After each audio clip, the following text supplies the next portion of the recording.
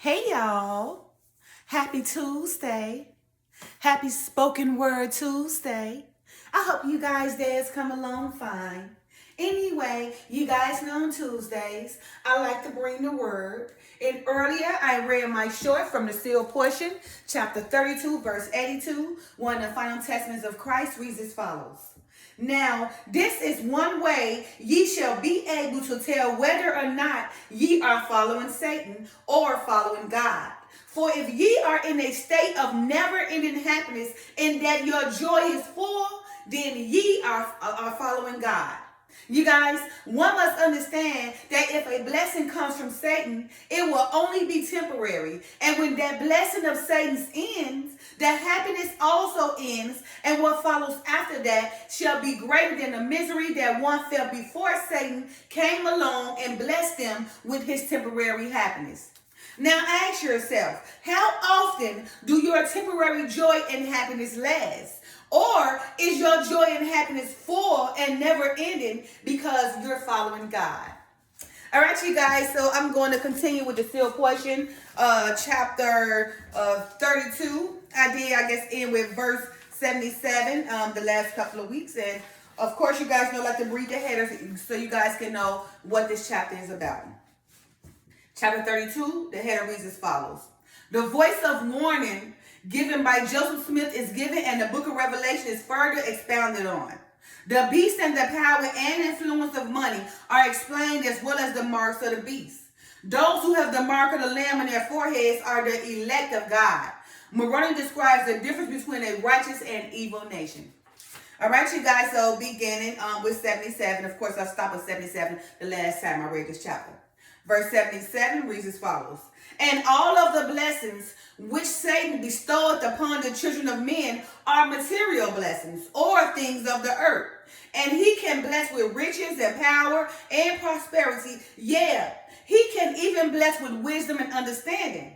But the Father only blessed his children, or those who follow his plan in one way, and that way is complete and eternal happiness. So the saying is, well, Satan, yeah, he can give blessings, wisdom, and everything, but it's only material things, things of the earth, right? And he can also bless with the power of prosperity, wisdom, and understanding. But remember, it's only temporary and it will cease one day, right?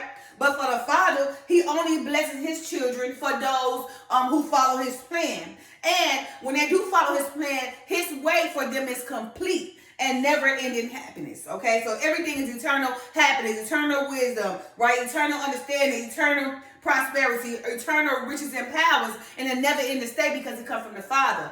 But if it comes from the Satan, it's only temporary. And then what happens is when that joy stops or when it ceases, then that person just become in a state of misery than they was, before Satan came along. Because they had probably little hopes and wishes and wants before Satan came along. But when Satan came along and convinced them that he can give them everything, just like when he tried to convince the Messiah in the 40 days and 40 nights, I will give you the kingdom. He didn't know all the kingdom belongs to the Father. So that's when Satan comes along and give you all the same things. He tried to get a Messiah, and Messiah turned him down for those 40 days and 40 nights. And even though, one will receive those blessings, because so many do receive Satan's blessings, it's temporary. They come up and fall, come up and fall, always. And then they suffer, then they fall, and they got to get back up and try over and over again. Then they suffer, and they fall, and they get back up and try again, because it's temporary. It only lasts for so long. The happiness and the joy cease. But remember, when it comes from the Father, the fullness of the joy is never ending. It's an eternal state of happiness.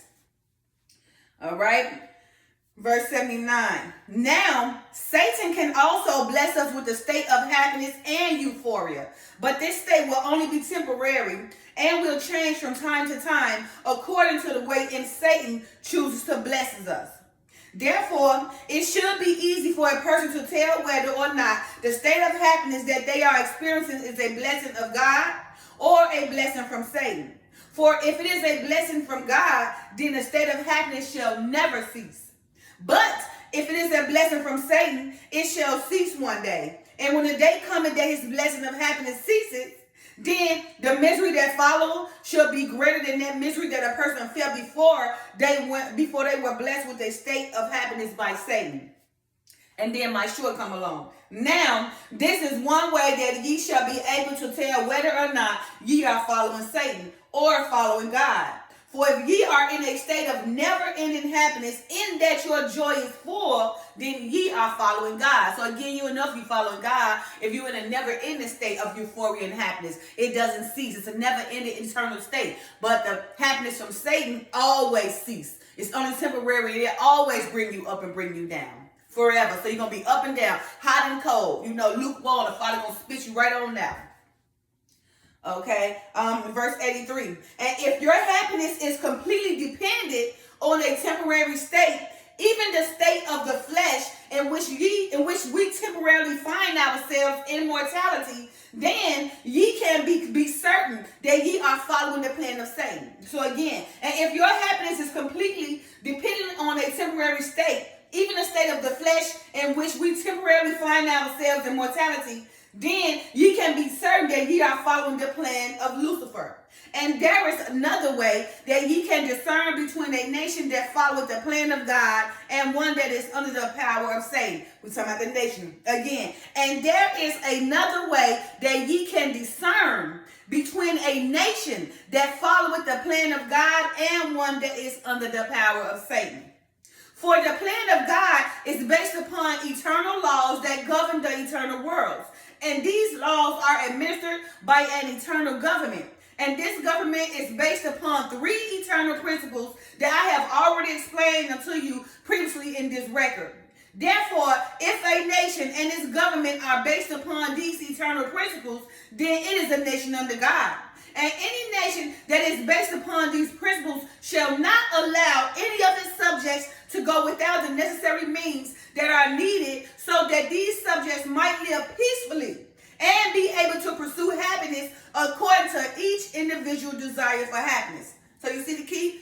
If this nation is under the power of God, it's very important. Listen to what I said.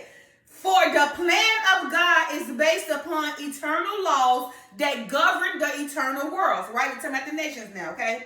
And these laws are administered by an eternal government from the heavens, okay? And this government is based upon three eternal principles that I have already explained unto you previously in this record. But we're only talking about in this record. There's a lot of records in this book. Therefore, if a nation and its government are based upon these eternal principles, then it is a nation under God, okay? And any nation that is based upon these principles shall not allow any of its subjects to go without the necessary means that are needed so that these subjects might live peacefully and be able to pursue happiness according to each individual desire for happiness. So are we in that state of eternal happiness right now? Does our government allow us to pick and choose our happiness, freely? Are we living peacefully right now? That's how you know if it's a nation under God or a nation under Satan. And here again are the three principles of a righteous government. The first principle and laws of this government is that the government should never be self-serving. Or in other words, it should never act in and of itself and of its own accord for the sake of its own experience. You see that? So again, and here are the three principles of a righteous government. The first principle and law of this government is that the government should never be self-serving, okay? Or in other words, it should never act in and of itself and of its own accord for the sake of its own existence. And this government is restricted in its power according to restrictions that are necessary to ensure that it abided by this first principle and law. For behold, this government serveth those who benefit from its existence. And those who benefit from its existence are those who give it the power that it had received. The people, when they go vote, they put them in power. See, they give them the power because they vote for them and everything, right? And the power that it had received had been given to this government to serve those who have given it its power, right? Let me read that one again. For behold, this government serveth those who benefit from its existence. And those who benefit from its existence are those who give it the power that it had received, the voters. And the power that it had received had been given to this government to serve those who have given this power, right? So the voters give them the power to put them in office, and in turn, those who are in office first supposed to take care of people. But of course, it's not those principles. These are the principles the Father's talking about, but are we living in these principles? Verse 88. And the second principle and law of this eternal government is that it will guarantee the freedom or the free agency of all those whom it serveth. We're supposed to be free, but no, we're under a lot of control, right? So we're not totally free. As the Father would call it, free agency, right? We have restrictions, which is okay, because I would say some forms of limited freedom is okay, because too many options make a person delusional. That's why so many of us delusional right now. Again, and the second principle and law of this eternal government is that it will guarantee the freedom or the free agency of all those whom it serveth. So for all the voters, who put them in office, well, they're supposed to receive the free agency or the freedom, right? For those they voted for. And this free agency that it guaranteed restricted those whom it served from infringing on the free agency of another, or from having another infringe on the free agency that each of those it served possessed. And this government will do nothing that infringe upon the free agency of those whom it serveth, except in defending the free agency of another from being infringed upon, right? So in other words, the government is supposed to make sure you're free and you're safe, and that nobody can come make you do something or take your fundamental rights. Your right of free agency, you should have that, right? And if somebody do come infringe on you, right, try to make you do things you're not supposed to do, then the government should step in, right, and stop them as well. Now, are we living in that state of eternal happiness? Are we living in that state of, freedom, that right of free agency? Okay. All right. Verse 90. And the third principle and law of this eternal government is that it shall provide the means whereby those whom it serveth may have an equal opportunity to experience the happiness that they desire. And because it was not the choice of those whom it serveth to exist, this government must provide those things that are necessary to fulfill the measure and purpose of their creation, which purpose is their individual happiness, right? So you hear what the purpose of the government is. Let's read that one more time. And this is the third principle. And the third principle and law of this eternal government, and this is a nation that was following on the Father. These are three principles that the Father is giving you from the heavens. That if they're following the Father, this eternal government, they'll be led by the Father. But by reading these laws and principles, you guys will know if this nation is under God or under Satan. Again, and the third principle in the law of this eternal government is that it shall provide the means whereby those whom it serveth may have an equal opportunity to experience the happiness that they desire. And because it was not the choice of those whom it serveth to exist, this government must provide those things that are necessary to fulfill the measure and purpose of their creation, which purpose is their individual happiness.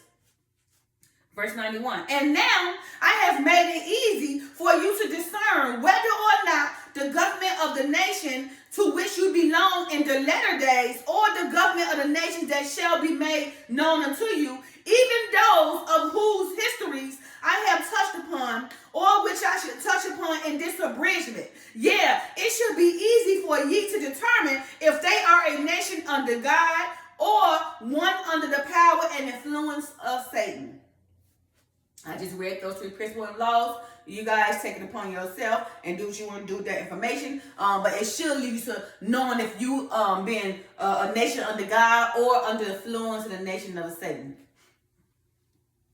Verse 92. And if your nation had no poor among you that have not been provided with the means whereby they might have an equal opportunity to experience the happiness they desire, then that nation is under God. Again, and if your nation had no poor among you that have not been provided with the means whereby they might have an equal opportunity to experience the happiness that they desire, then that nation is under God.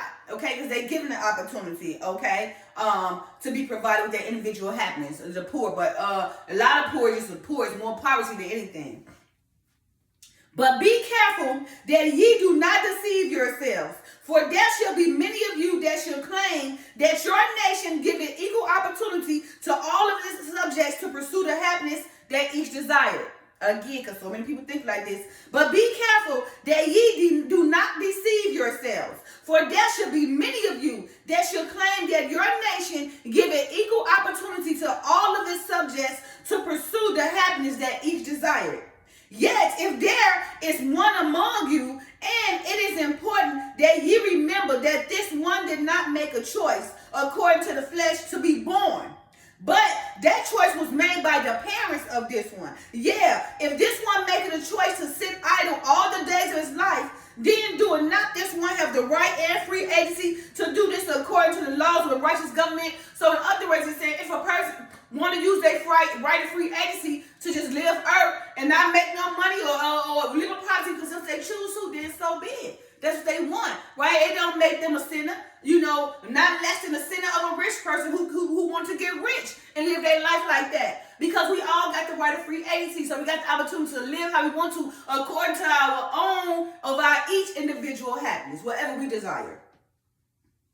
And should not his food and shelter and raiment be provided for him according to the laws of a righteous nation under God? I say unto you that he doeth have a right to those things. And I am not the only one who said this thing. For the Lord, even Jesus Christ, had said the same thing unto you in the form of a parable which had been given unto you in the Bible. And the parable was given, saying, there was a certain rich man who was clothed in purple and fine linens, and fared sumptuously every day. And there was a certain beggar named Lazarus, who was laid at his gate, full of stores, and desired to be fed with the crumbs which fell from the table of the rich man. Moreover, the dogs came and licked up his sores. I know you guys remember, the beggar, Lazarus, that was eating the crumbs from the rich man table, and then they were to get the crumbs to the dog instead of the beggar. And then when they both ended up with Abraham, the beggar Lazarus went to heaven, and the rich man went to hell. And Abraham was trying to tell the rich man no, because the rich man was like, well, is somebody down there to talk to my people so they won't end up in hell? And Abraham was telling him, oh, no, we had Moses and all the other, dead prophets that your people didn't kill that came and tried to tell everybody. Oh, no, but you see somebody, if you see somebody that's alive to go there, believe. No, they don't want to believe the past prophets. Why should we believe the present prophets, right? He gave them the prophets to come lead them, and they failed them.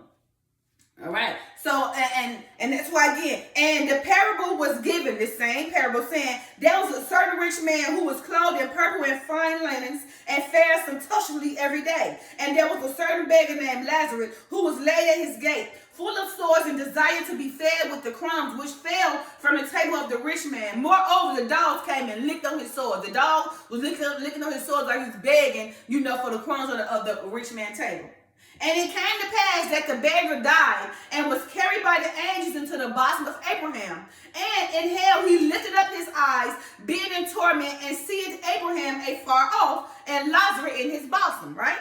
And he cried and said, Father Abraham, have mercy on me, and send Lazarus, that he may dip the tip of his finger in water and cool my tongue, for I am tormented in flame. For I am tormented in the flame. But Abraham said, Son, remember that thou in thy lifetime receivest thy good things, and likewise Lazarus evil things. But now he is comforted, and thou art tormented. And beside all this, between us and you there is a great gulf fixed, so that they which will pass from hence to you cannot, neither can they pass to us that will come from thence. So, in other words, the beggar was up there and Lazarus was up there. It is a gulf of fire, right? In between them. So even though the rich man was begging Abraham to come help him, he said, we can't even get over there where you at because it's fire. So remember when the Father said, when they go to hell, the devil and all these false prophets and all these wolves and sheep clothing, right? We're going to see them right there, but we're not going to be able to be in their presence like they're not going to be able to be in our presence. There's going to be a gulf between there. It's going to be tormented all the time. All right. Then he said, I pray thee therefore, Father, that thou wouldest send him to the house of my father, for I have 5 brethren, that he may testify unto them, lest they also come into this place of torment. Abraham said unto him, they have Moses and the prophets. Let them hear them. And he said, Nay, Father Abraham, but if one went unto them from the dead, they will repent. And he said unto him, if they hear not Moses and the prophets, neither shall they be persuaded, though one rose from the dead. All right, so I'm going to end it here. And just with that word to say, you got the prophets, that's out here right now teaching, right? Either you're going to take their words or you're not. Either you're going to believe them or not. But when you get your chance, right, to go up there, and then the bosom of whatever prophet then that the Father going to have to take you in, this bosom, right? And you're going to be saying the same thing. Well, send somebody down there. No. You had me and all the other, the people who was teaching you guys, right? Leading you down the path, right? So that you will receive eternal happiness, right? Being in a state, being embraced by the Father through his Son. All right, you guys, happy Tuesday. Don't forget to know the difference if because I just read for you guys, to give you guys an understanding if your nation is under God or under the influence of Satan, right? And also, all the opportunities you get to follow the Father, and so many of them deny it. And then, when it's time for them to go or in their deathbed, then they make the Father the most popular ever. Oh, Lord, please help me. Oh, God, please help me. But when all the prophets and all the messages came to try to explain, they kept denying them because they was down here living in all their riches, right? Being boastful, being proud, doing all this and that. But remember, and that temporary joy ended, right? Because remember, whatever Satan give you, it ends. So in that temporary joy, when that temporary joy ended, they suffer, and now they looking, reaching out, trying to ask for help when they didn't want to get the very person that needed help, some type of love when they was here on earth. And now that they're tormented and they looking down like, oh my goodness, I got to try to do something because I don't want my brother or sister to end up in this place. No, you had the opportunity, right? You chose your bed to lay in, and now you laying in it, the bed of fire. All right, happy Tuesday, you guys. Love you guys. Peace. Bye now.